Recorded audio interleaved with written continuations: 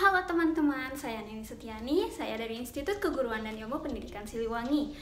Dalam video kali ini saya akan menjelaskan tentang hakikat pragmatik.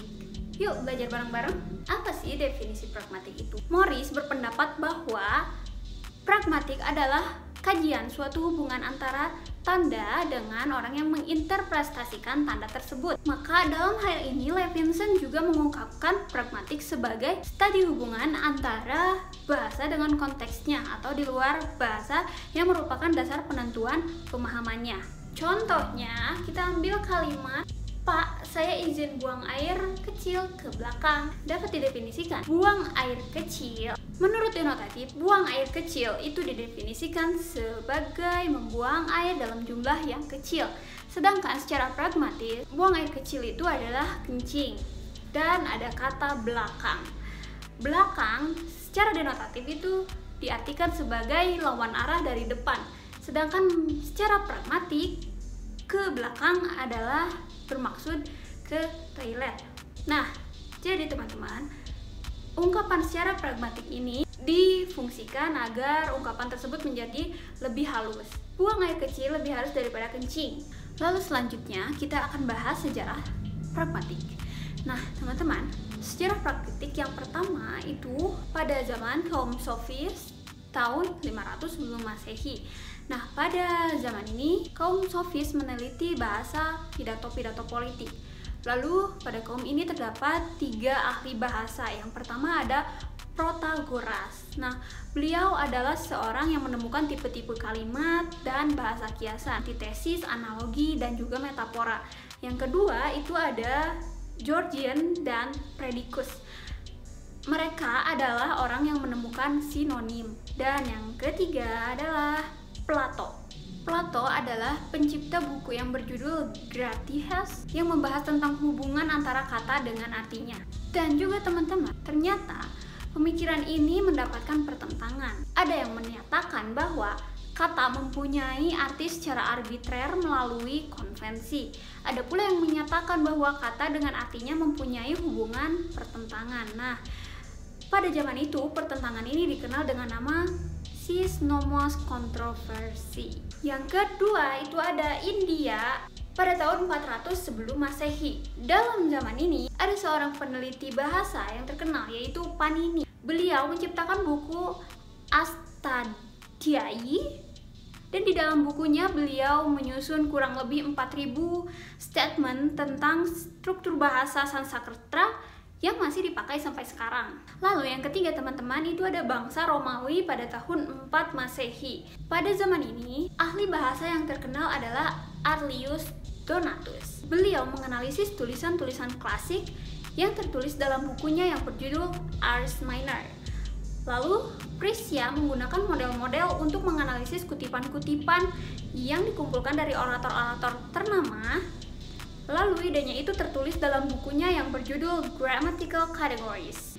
Lalu selanjutnya teman-temannya itu pada akhir abad 18 dan awal abad 20. Nah, ternyata teman-teman, pada masa ini dianggap sebagai awal permulaan studi modern tentang bahasa.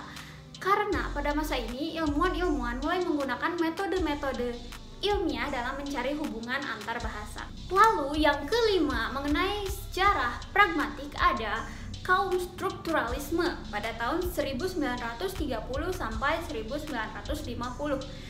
Nah, teman-teman, pada masa ini Leonard Bloomfield, Franz Boas, dan Edward Sapir mereka berpendapat bahwa ucapan itu dapat dianalisis ke dalam unit-unit yang lebih kecil dengan cara menemukan unsur bawahannya langsung.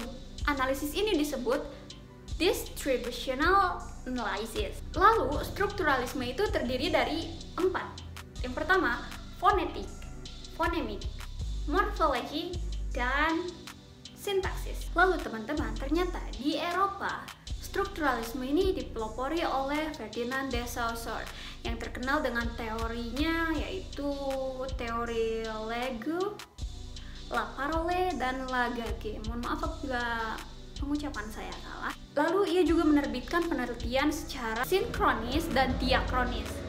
Lalu hubungan sintagmatik dan paradigmatik.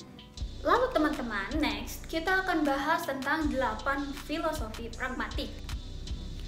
Filosofi pragmatik yang pertama yaitu tindak tutur terikat konteks, dalam arti ada peran partisipan pada siapa tuturan itu dialamatkan, disampaikan, diperdengarkan, disapakan, dan dimaksudkan. Lalu yang kedua adalah prinsip kerjasama, yaitu prinsip ini memiliki parameter yaitu kuantitas, kualitas, relevansi, krama, dan juga pembicaranya diwajibkan hemat, jujur, relevan dari awal ke akhir, serta bertutur itu sopan dan memelihara kesopanan. Lalu ketiga teman-teman ada prinsip tata krama. Dimaksudkan agar komunikatif, bertutur mengasumsi norma lokal dan umum yang berlaku di masyarakat, termasuk sebelum ada reaksi dari pesapa. Jangan diserang dengan muatan-muatan linguistik lainnya. Selanjutnya adalah prinsip-prinsip kewacanaan, yaitu ragam sesuai dengan konteks dan situasinya. Lalu yang selanjutnya adalah pragmatik sosialisasi, maksudnya itu santun bahasa, normal lokal, dan interlokal. Lalu teman-teman selanjutnya yaitu pragmatik wacana, yaitu maksudnya tindak tutur mengasumsi kohesi, koherensi, dan pilihan ragam. Makin formal situasi komunikasi, makin tinggi juga tuntutan atas kekoherensiannya. Lalu yang selanjutnya adalah setiap tuturan itu terikat nilai.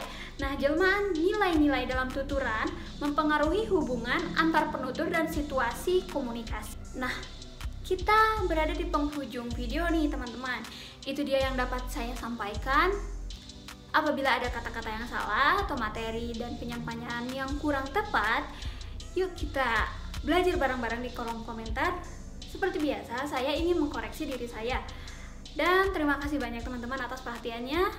Wassalamualaikum warahmatullahi wabarakatuh. Sampai jumpa lagi.